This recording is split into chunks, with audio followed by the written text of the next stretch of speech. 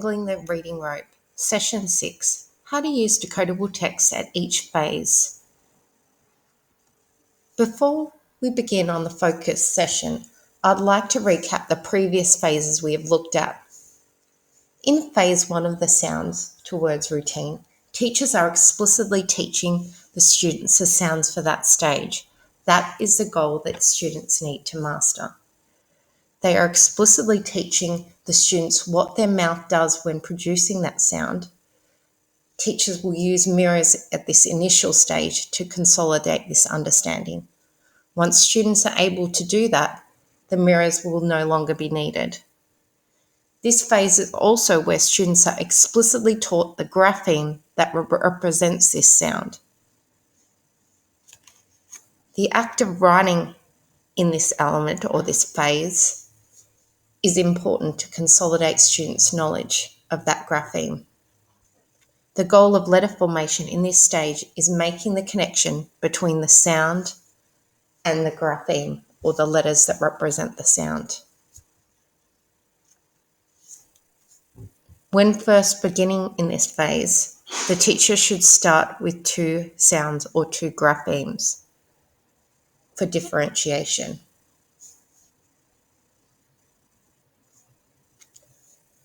The second phase is to cement the knowledge that students have learnt in Phase 1. When beginning with 2 sounds, you would then move to Phase 2 to consolidate those sounds before moving back to Stage 1 and adding another sound.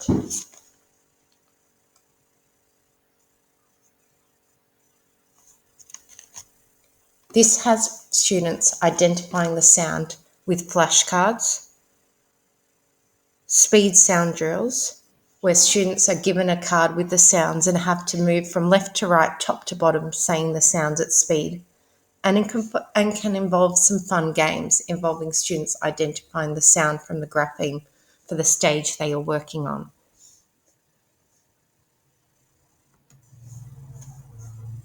Phase 1 and 2 are phases that teachers will move backwards and forwards from, starting with 2 sounds, moving to Phase 2 to consolidate those sounds, then moving back to Phase 1 to gain another sound.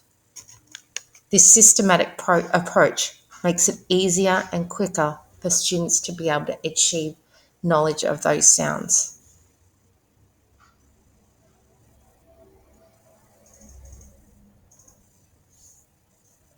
Once students have their stage of sounds complete and have mastered those efficiently enough, teachers can then move to Phase 3 of the Sounds to Words routine. Phase 3's goal is for students to use the sounds they have learnt in Phase 1 and 2 to blend to read words fluently.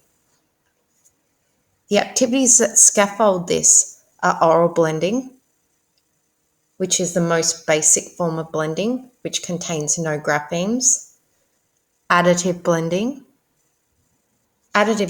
drills, and finally, blending sounds to read words, where students are given the full words with dots underneath. I've included an additional modelling element for the additive blending slides to ensure greater success for students. A lot of the time, students have been getting to the last slide with the 3 sounds and breaking them up again into individual sounds. This is not what we want students to be doing. We want them to become fluent.